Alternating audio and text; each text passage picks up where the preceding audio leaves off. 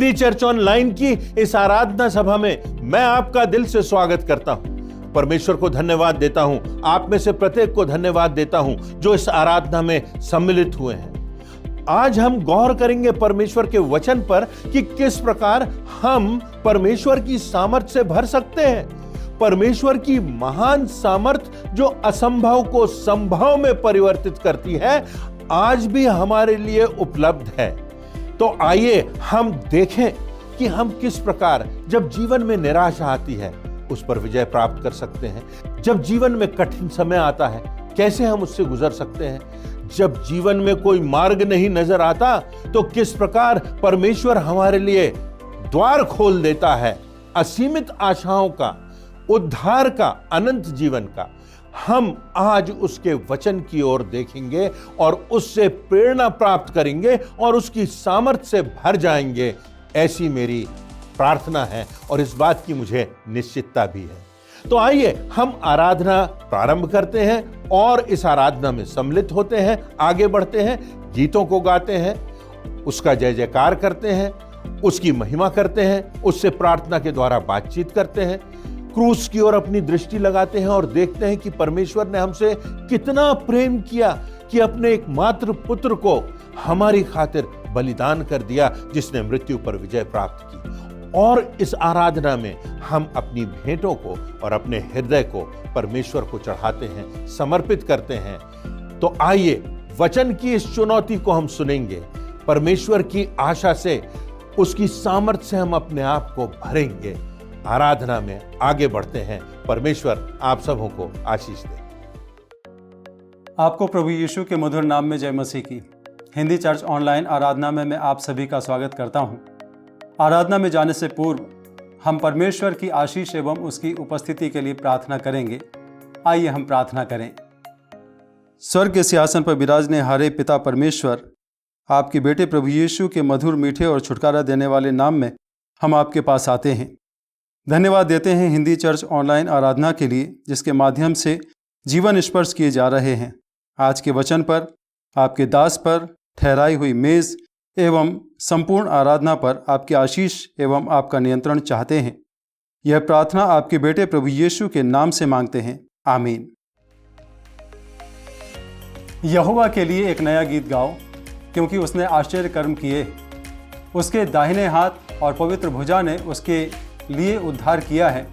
यहोवा ने अपना किया हुआ उद्धार प्रकाशित किया। उसने अन्य जातियों की दृष्टि में अपना धर्म प्रकट किया है। उसने इस्राएल के घराने पर की अपनी करुणा और सच्चाई की सुधि ली, और पृथ्वी के सब दूर दूर देशों ने हमारे परमेश्वर का किया हुआ उद्धार देखा है।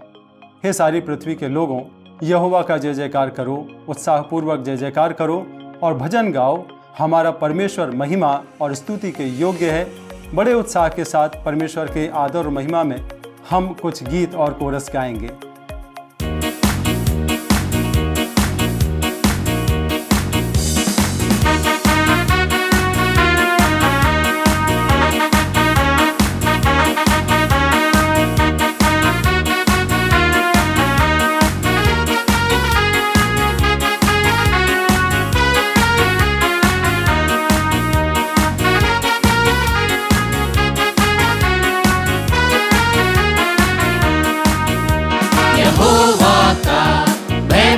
कर उसके आदेशों पर चल, केवल वचन की राह पर होगा जीवन सफल।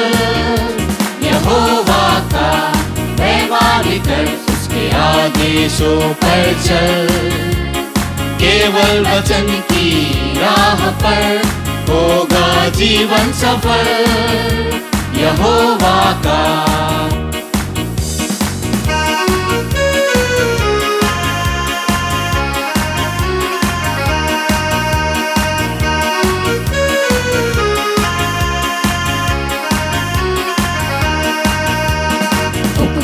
उसने किया, आधार हमको दिया। उपकार उसने किया, आधार हमको दिया।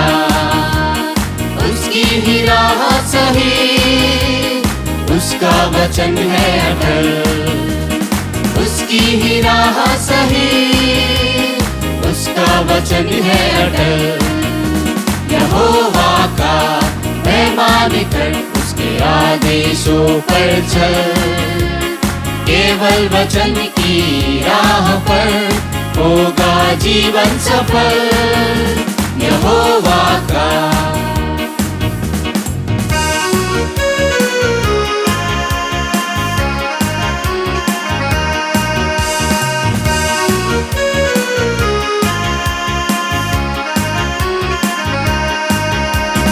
पापों में जग था मरा, अंधकार दिल में भरा।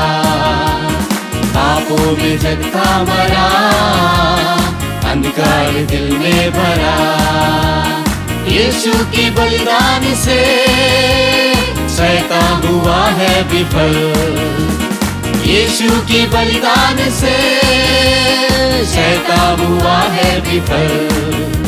यहोवा का मैं मान कर उसके आदेशों पर चल।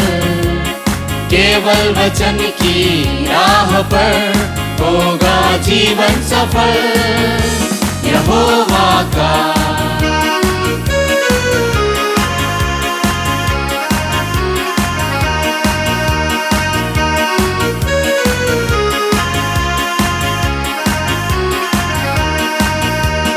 जाना है हमको वहाँ, पहुँचा वचन ना जहाँ।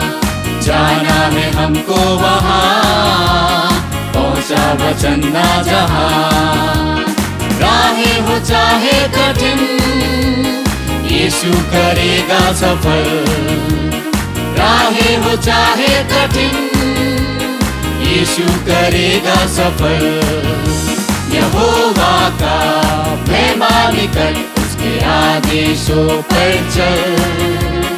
केवल वचन की राह पर होगा जीवन सफल। यहोवा का मैं मान कर उसके आदेशों पर चल। केवल वचन की राह पर होगा जीवन सफल। यहोवा का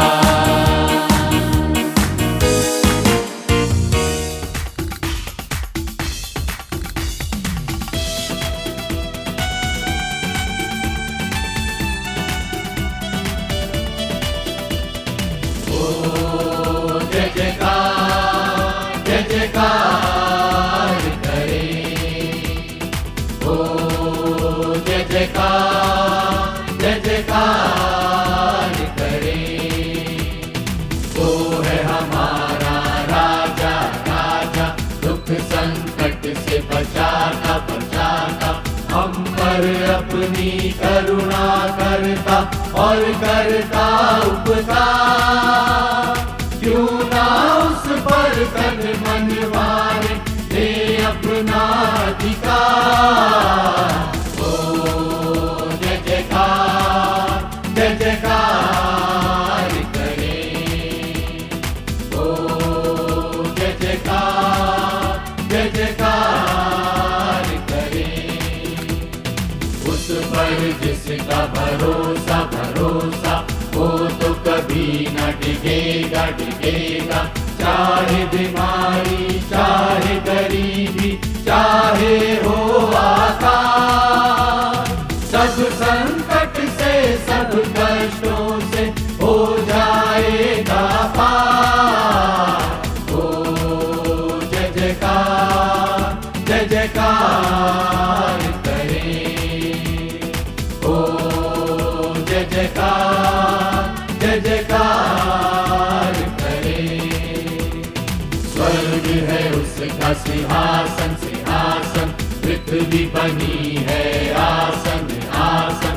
आकाश उसकी महिमा बताए, हस्तकला को दिखाए। सारी सृष्टि उसकी रचना, उसका ही है प्रकाश। ओ जय जयकार करे। ओ जय जयकार करे। एक प्रसिद्ध पुस्तक है जिसका नाम है इंग्लिश में your god is too small, अर्थात तुम्हारा परमेश्वर बहुत छोटा है। इस पुस्तक के लेखक ने यह बताने का प्रयास किया है कि किस प्रकार हम परमेश्वर की सामर्थ्य को सीमित समझ लेते हैं और ऐसा समझ लेते हैं जैसे परमेश्वर मानो असंभव को संभव नहीं कर सकता। अपनी प्रार्थनाओं में भी हम सामान्य सी बातों को परमेश्वर के समक्ष रखते हैं, परंतु परमेश्वर के द्वारा सब कुछ संभव है, क्योंकि वह सर्व सामर्थी, सर्वशक्तिमान, सर्वज्ञानी, सर्वव्यापक, अंत, आदि, अल्फा, ओमेगा और ना जाने कौन कौन सी बातें उसके लिए प्रयुक्त की गई हैं। महान परमेश्वर है जिसके कथन मात्र से, जिसके वचन मात्र से सृष्टि की सृजना हो जाती है। कितना सामर्थी परमेश्वर है, हम कल्पना भी नहीं कर सकते। सारे सौरमंडल की सृष्टि हो गई, कुछ नहीं से, शून्य से सब कुछ अस्तित्व में आ गया। ऐसा महान सामर्थी परमेश्वर है। परमेश्वर की सामर्थ्य की एक संक्षिप्त झलक हमें बाइबल में दूसरे राजा की पुस्तक के 19वें अध्याय में दिखाई देती है। अश्शूर के राजा सनहेरीब ने अपनी सेना के साथ यहूदा के राजा हिजकिय्याह पर आक्रमण कर दिया और उसके पास खबर भेजी कि वह सब कुछ ध्वस्त कर देगा, उसके राज्य को मिट्टी में मिला देगा। और उसने उपहास करते हुए परमेश्वर की सामर्थ्य को ललकारा। तब लिखा हुआ है, हिजकिय्याह राजा मंदिर को गया और वहां जाकर उसने परमेश्वर यहोवा से प्रार्थना की। और तब दूसरे राजा के 19वें अध्याय की 35वीं और 36वीं आयत में लिखा है, उसी रात में क्या हुआ कि यहोवा के एक दूत ने निकलकर अश्शूरियों की छावनी में 1,85,000 पुरुषों को मारा और भोर तक, जब तक सब लोग उठे, तब देखा कि लोथें ही लोथें पड़ी हैं। तब अश्शूर का राजा सनहेरीब चल दिया और लौटकर नीनवे में रहने लगा। 1,85,000 अश्शूरियों को परमेश्वर के मात्र एक स्वर्गदूत ने समाप्त कर दिया। आज विज्ञान की उन्नति के इस युग में वैज्ञानिक कहते हैं कि परमाणु बम सबसे ज्यादा शक्तिशाली होता है। अमेरिका की पत्रिका टाइम मैगजीन में छपे एक विवरण के अनुसार लिखा हुआ है, अमेरिका के राष्ट्रपति के पीछे सदैव एक व्यक्ति एक डिस्क लेकर चलता है। उस डिस्क में एक नंबर कोड होता है और उस कोड को यदि राष्ट्रपति डायल कर दे तो अधिकांश जो विश्व है वह मात्र कुछ ही सेकंड्स में ध्वस्त हो सकता है। परंतु किसी भी प्रकार की परमाणु शक्ति परमेश्वर की शक्ति के सामने कुछ भी नहीं। हर एक बम, हर एक डिस्क, हर एक वैज्ञानिक उपकरण से कहीं बढ़कर परमेश्वर के एक दूत की शक्ति होती है। परमेश्वर की सामर्थ सृष्टि के आरंभ से कार्यरत है और आज भी कार्य कर रही है। और वचन के आधार पर हम व्यवहारिक रूप में देखेंगे कि उसकी सामर्थ आज वर्तमान में हमारे जीवनों में किस प्रकार कार्य करती है। पहली बात, उसकी सामर्थ हमें पापों से संपूर्ण छुटकारा दिलाती है। परमेश्वर अतीत में जाकर के हमारे सारे पापों को धो सकता है, सारे पापों को मिटा सकता है। प्रभु यीशु मसीह की धार्मिकता से हमको भर सकता है। यूहन्ना अपनी पहली पत्री के पहले अध्याय की 7वीं आयत में लिखता है, उसके पुत्र यीशु का लहू हमें सब पापों से शुद्ध करता है। पौलुस प्रेरित ने पहला तिमुथियुस के पहले अध्याय की 15वीं आयत में लिखा, यीशु पापियों को बचाने के लिए इस संसार में आया। यशायाह की पुस्तक के पहले अध्याय की 18वीं आयत में लिखा हुआ है, तुम्हारे पाप चाहे लाही रंग के हों, लाल रंग के हों, कितने भी गाढ़े हों, तो भी वे हिम की नाई श्वेत हो जाएंगे, और चाहे अर्गवानी रंग के हों तो भी वे ऊन के समान श्वेत हो जाएंगे। भजन संहिता के 103वें अध्याय की 12वीं आयत में लिखा है, उदयाचल अस्ताचल से जितनी दूर है उसने हमारे अपराधों को हमसे उतनी ही दूर कर दिया है। जहां से सूर्य उदय होता है, जहां और सूर्य अस्त होता है, उसकी दूरी तो कोई माप ही नहीं सकता। परमेश्वर ने हमें हमारे अपराधों से इतनी दूरी पर कर दिया है, अलग कर दिया है, जिसको कोई नाप नहीं सकता। परमेश्वर की सामर्थ्य से हमें पापों से छुटकारा मिलता है। दूसरी प्रमुख बात यह है कि परमेश्वर की सामर्थ जीवनों को और परिस्थितियों को परिवर्तित कर देती है। कोई व्यक्ति किसी व्यक्ति का हृदय कैसे बदल सकता है? परमेश्वर की सामर्थ व्यक्ति को संपूर्णता से उसकी मानसिकता को बदलती है। वह पत्थर के हृदय के बदले मांस और लोहू का हृदय देती है। वचन में लिखा है, परमेश्वर का वचन हमारे गांठ गांठ गूदे गूदे को भेदता है। जीवन में अनेक अवसर आते हैं जब हम स्वयं को कुछ भी कर पाने में असमर्थ हो जाते हैं। स्वयं पर हमारा नियंत्रण नहीं रहता। कुछ कर पाने में हम खुद को बेबस महसूस करते हैं। ऐसे समय में यदि हम परमेश्वर को अवसर दें और उसकी सामर्थ्य से परिस्थितियों को बदलने की अनुमति दें, अपना भरोसा उसकी ओर लगाएं, अपनी आंखें उसकी ओर उठाएं, तो हमारा जो दुख है वो सुख में बदल जाता है। हमारी समस्याएं जो हैं उनका समाधान हो जाता है। भजन संहिता के 30वें अध्याय की 11वीं आयत में लिखा है कि तूने मेरे विलाप को नृत्य में बदल डाला। विलाप हर्ष में परिवर्तित हो जाता है, और यदि नहीं होता तो परमेश्वर उस कठिन परिस्थिति से गुजरने की सामर्थ्य से हमको भर देता है और हमारी जिंदगियों में महान कार्य होता है, और हम और भी अधिक सामर्थी होकर उन विषम परिस्थितियों से निकल जाते हैं। परमेश्वर की सामर्थ्य से जब हमारे जीवनों में परिवर्तन आता है तो हमारी मानसिकता, हमारा सोच विचार, हमारी प्राथमिकताएं, हमारा नजरिया सब कुछ बदल जाता है। इस बात का अनुभव हो जाता है कि जो कुछ इस जीवन में है वह तो क्षणिक है, कुछ समय का है।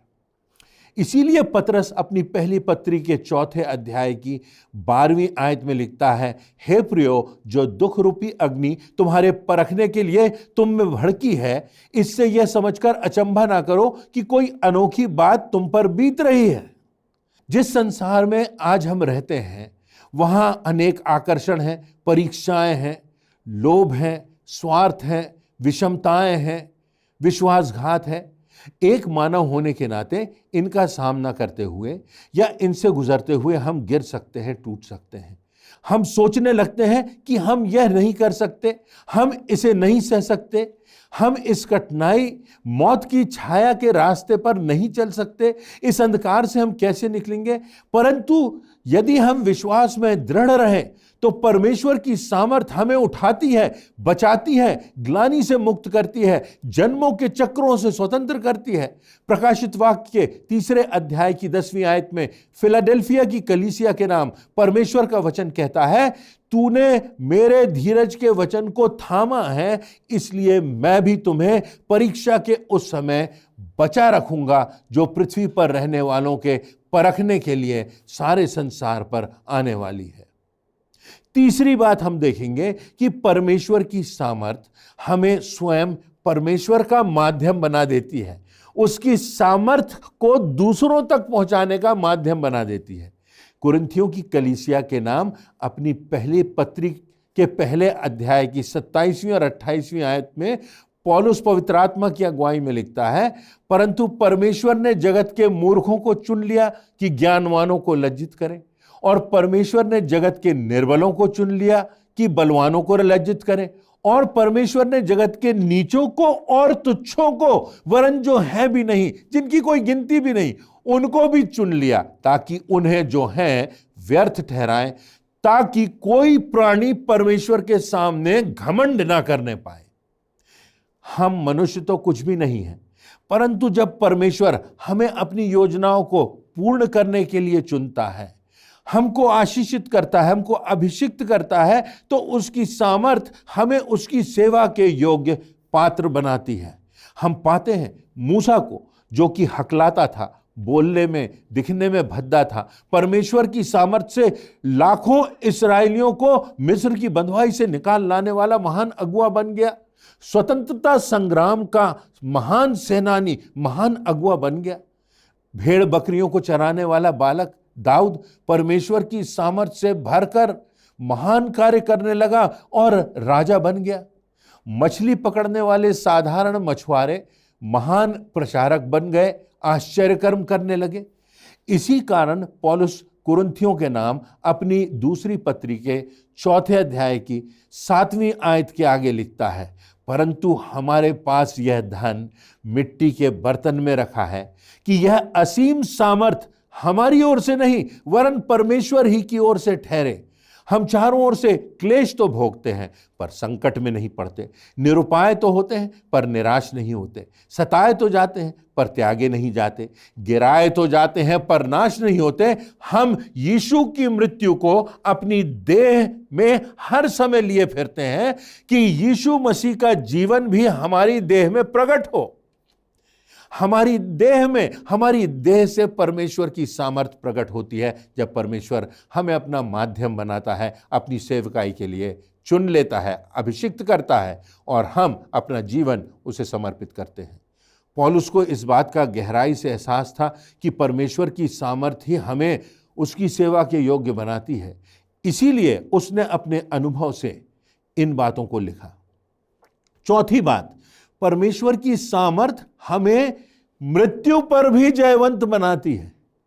यीशु मसीह ने यूहन्ना रचित सुसमाचार के 6वें अध्याय की 39वीं और 44वीं आयतों में कहा, मेरे भेजने वाले की इच्छा यह है कि जो कुछ उसने मुझे दिया है उसमें से मैं कुछ ना खोऊं, परंतु उसे अंतिम दिन फिर जिला उठाऊं, क्योंकि मेरे पिता की इच्छा यह है कि जो कोई पुत्र को देखे वह उस पर विश्वास करे, वह अनंत जीवन पाए और मैं उसे अंतिम दिन फिर जिला उठाऊं। यीशु ने यूहन्ना के 11वें अध्याय की 25वीं और 26वीं आयतों में कहा है, पुनरुत्थान और जीवन मैं ही हूं, जो कोई मुझ पर विश्वास करता है वह यदि मर भी जाए तो भी जिएगा, जो कोई जीवता है और मुझ पर विश्वास करता है वह अनंत काल तक ना मरेगा। पहला कुरिन्थियों के 15वें अध्याय की 21वीं और 22वीं आयतों में पौलुस लिखता है, क्योंकि जब मनुष्य के द्वारा मृत्यु आई तो मनुष्य ही के द्वारा मरे हुओं का पुनरुत्थान भी आया, और जैसे आदम में सब मरते हैं वैसे ही मसीह में सब जिलाए जाएंगे। रोमियो के 8वें अध्याय की 11वीं आयत में एक बहुत प्रमुख बात लिखी हुई है, लिखा हुआ है, और यदि उसी का आत्मा जिसने यीशु को मृतकों में से जिलाया था तुम में बसा हुआ है, तो जिसने मसीह को मरे हुओं में से जिलाया वह तुम्हारी मरणहार देहों को भी अपनी आत्मा के द्वारा जो तुम में बसा हुआ है जिलाएगा। परमेश्वर इतना सामर्थी है कि वह मृत्यु पर हमें जय दिलाता है और उसके पुत्र यीशु मसीह से होकर मृत्यु भी अनंत जीवन का द्वार बन जाती है। उसकी उपस्थिति में हर परिस्थिति बन जाती है। लाजर की मृत्यु का शोक उसके पुनः जी उठने के उन्माद में बदल जाता है। इसका उदाहरण हमें यीशु मसीह की सेवकाई में और भी स्थानों पर मिलता है। नाइन नगर की विधवा के पुत्र की शव यात्रा में प्रभु यीशु मसीह ने उस मृतक युवक की अर्थी के पास जाकर के उसे छू करके कहा, हे जवान, मैं तुझसे कहता हूं कि उठ, और वह पुनर्जीवित हो गया। शव यात्रा विजय जुलूस में परिणत हो गई। नकारात्मक परिस्थितियां सकारात्मक हो जाती हैं। परमेश्वर की सामर्थ एक मसीह विश्वासी को मृत्यु पर भी जयवंत बनाती है। क्रूस पर यीशु मसीह की मौत में भी यही गवाही थी। मत्ती रचित सुसमाचार के 27वें अध्याय की 51वीं आयत में लिखा हुआ है, और देखो जब प्रभु यीशु मसीह की मृत्यु हुई उसका वर्णन है, मंदिर का पर्दा ऊपर से नीचे तक फटकर 2 भाग हो गया, धरती डोल गई, चट्टानें तड़क गई, अंधेरा छा गया, जिसे देखकर एक अधिकारी ने कहा, यह सचमुच परमेश्वर का पुत्र था। उसी प्रकार 12 वर्ष की याईर की मृतक बेटी को प्रभु यीशु मसीह ने पुनर्जीवित कर दिया, इसका भी प्रमाण हमको मिलता है। यीशु की मृत्यु की गवाही की सामर्थ पाकर ही पौलुस लिख सका, मेरे लिए जीना मसीह है और मर जाना लाभ है। तो निष्कर्ष की बात यह है कि परमेश्वर की सामर्थ आज भी मेरे और आपके लिए उपलब्ध है।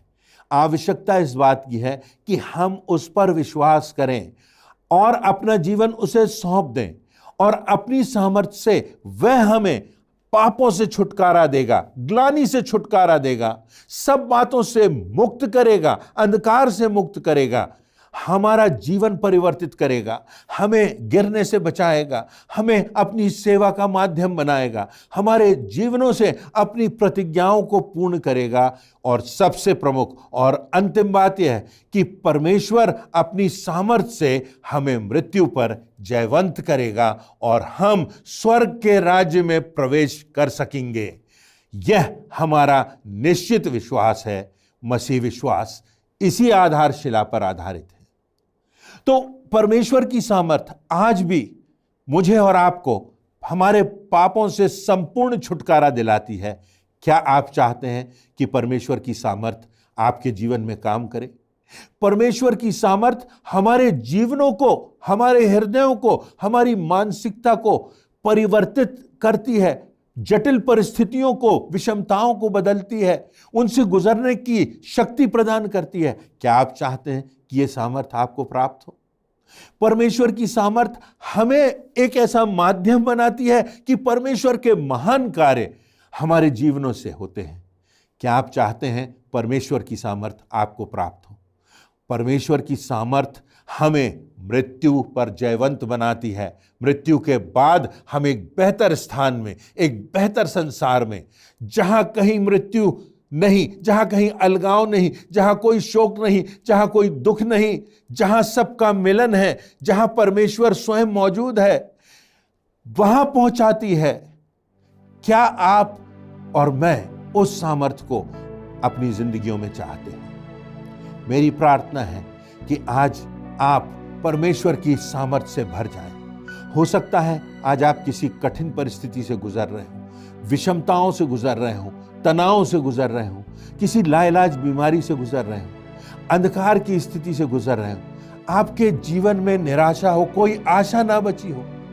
आज परमेश्वर आपसे और मुझसे बातें कर रहा है और कह रहा है, मेरी ओर दृष्टि लगाओ, मेरे पास आओ, मैं तुम्हें अपनी सामर्थ्य से भर दूंगा, मैं तुम्हें नया जीवन दूंगा, मैं तुम्हें आशा दूंगा, मैं तुम्हारे जीवन के असंभव को संभव करूंगा, मैं तुम्हें अपनी सामर्थ्य से भर दूंगा। क्या आप आज उसके आमंत्रण को स्वीकार करेंगे? यही चुनौती आज परमेश्वर अपने वचन से हम सबों को दे रहा है। हमारा क्या उत्तर है? परमेश्वर हम सबों का इंतजार कर रहा है। इन बातों से परमेश्वर न सिर्फ आपको चुनौती दे, परंतु उसके मार्ग पर आगे बढ़ने की, उसकी सामर्थ्य से भरने की प्रेरणा दे और हमारा एक नया जीवन हो, हमारा नया उद्देश्य हो और हम उस अनंत की दिशा में चलें जहां परमेश्वर का निवास है, जहां हमारी आत्मा की सुरक्षा है, जहां हमें संपूर्णता से उद्धार प्राप्त होता है। ऐसी मेरी याचना है। परमेश्वर आप सबों को आशीषों से परिपूर्ण करे। वचन की प्रभावशाली व्याख्या के लिए प्रभु के सेवक को धन्यवाद। अब समय होगा कि हम परमेश्वर के निमंत्रण को स्वीकार करते हुए प्रभु भोज में शामिल होंगे। आइए हम अपने मनों को तैयार करें, जांचें, परखें, प्रभु यीशु मसीह के बलिदान को स्मरण करते हुए इस गीत को गाएंगे।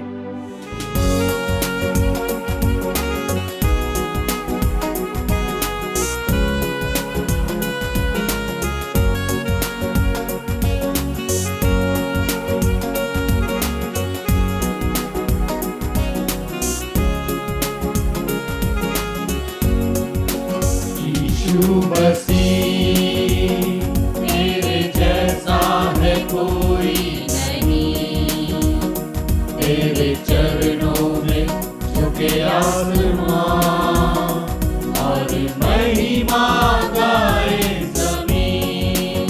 यीशु मसीह तेरे जैसा है कोई नहीं, तेरे चरणों में झुके आसमां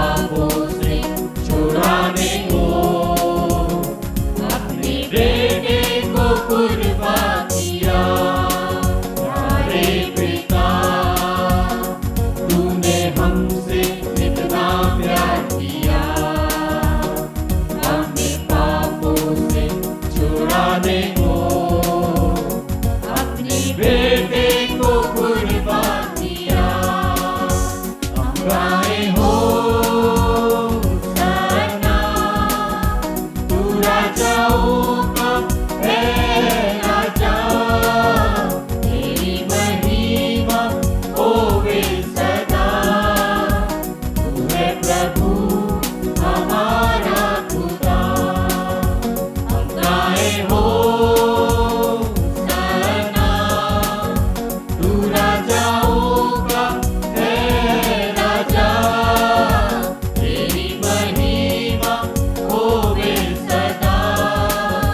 तू है प्रभु हमारा खुदा, तू है प्रभु हमारा खुदा, तू है प्रभु हमारा खुदा। अंतिम फसह खाने से पहले यीशु मसीह ने अपने शिष्यों से कहा, मेरे मन में बड़ी लालसा थी कि मैं तुम्हारे साथ इस अंतिम फसह को खाऊं। दरअसल परमेश्वर की मेज में सम्मिलित होने के लिए हमारे अंदर एक लालसा होनी चाहिए, एक तीव्र इच्छा होनी चाहिए कि हम परमेश्वर की मेज में शामिल हो सकते हैं और हम प्रभु यीशु मसीह के दुखों को याद करते हैं। यीशु ने जिस रात वो पकड़वाया गया रोटी ली और धन्यवाद करके तोड़ी और अपने शिष्यों को देकर कहा, लो खाओ, यह मेरी देह है जो तुम्हारे लिए तोड़ी जाती है, मेरी याद में यही किया करो। इसी प्रकार उसने खाने के पीछे कटोरा भी लिया और धन्यवाद करके कहा, ये कटोरा मेरे उस लहू में जो तुम्हारे लिए बहाया जाता है नई वाचा है। जब जब तुम इसे पियो मेरे स्मरण के लिए यही किया करो। आइए हम अपने आप को तैयार करें और प्रार्थना करें। सामर्थी परमेश्वर, आपका लाखों लाख धन्यवाद करते हैं कि आपने हमको पाप के जीवन से बाहर निकालने के लिए अपने आप को बलिदान कर दिया। हम आपके क्रूस की मृत्यु को याद करते हैं, उन दुखों को, कष्टों को याद करते हैं और परमेश्वर ये स्मरण हमको पाप से दूर रहने में सहायता करता है। आपका हम धन्यवाद करते। प्रार्थना यीशु मसीह के नाम से हम मांगते हैं, आमीन। परमेश्वर की मेज तैयार है। आप सब जिसने प्रभु यीशु मसीह के नाम का बपतिस्मा लिया, आप इस मेज में सम्मिलित हो सकते हैं, उसके दुखों को याद कर सकते हैं और उसके नाम का आप धन्यवाद कर सकते हैं।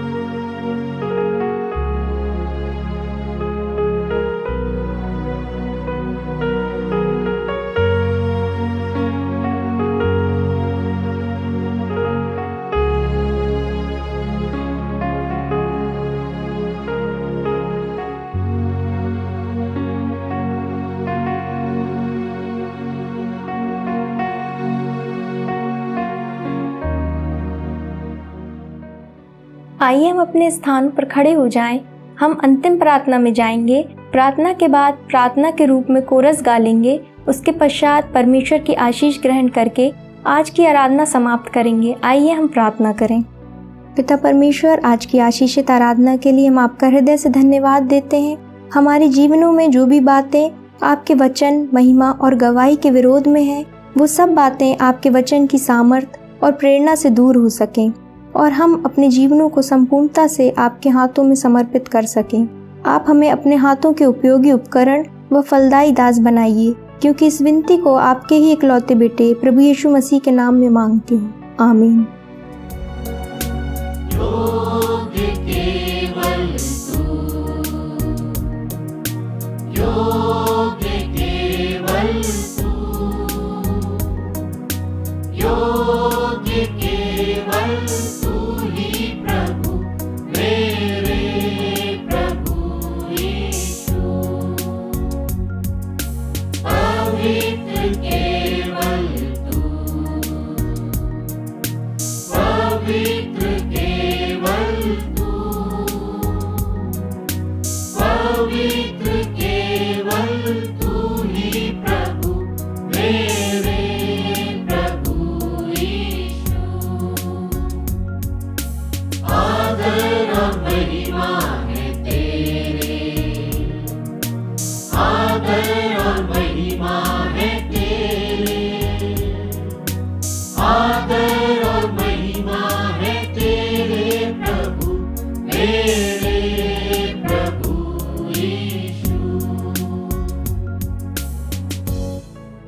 हम आशीष वचन ग्रहण करेंगे।